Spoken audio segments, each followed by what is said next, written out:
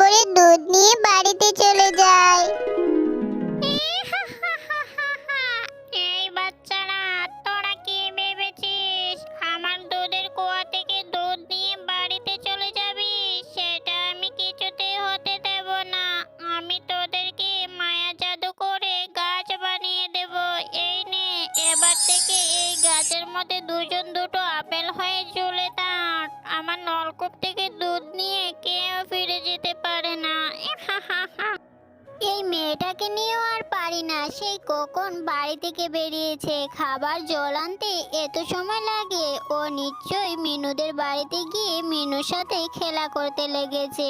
আজকে গিয়ে ওর একদিন কি আমার একদিন, আজকে আমি ওকে উচিত শিক্ষা দিব।